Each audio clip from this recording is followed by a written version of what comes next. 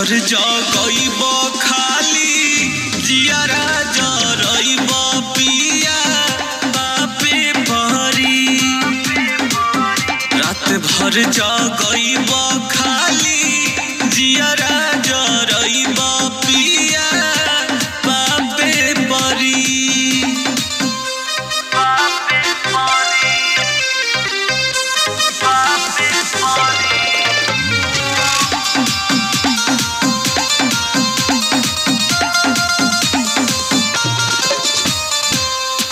तनमा के इच्छा प्रतीक्षा में बीतत बा तोहर घड़ी दिक्कत बा।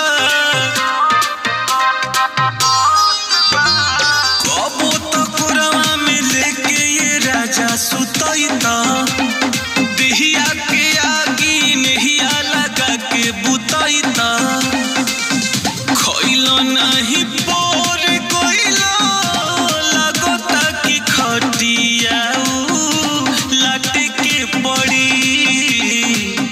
रात भर जगइब खाली जियारा जरइब पिया पापे परी।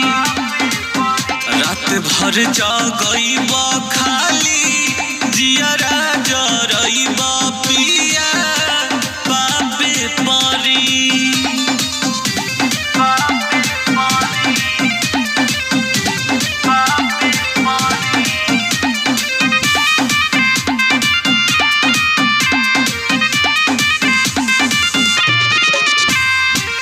सालों भर तबाह रे मेरा जाहो बीतावेला 4 दिन घरवा पयावेला।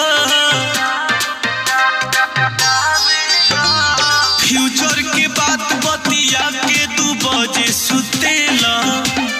हमारा जवानी के का हाल बना पूछेला। ले बनायो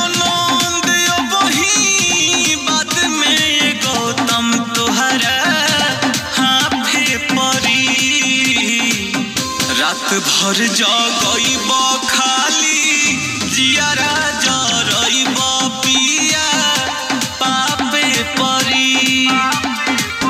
रात भर जगइब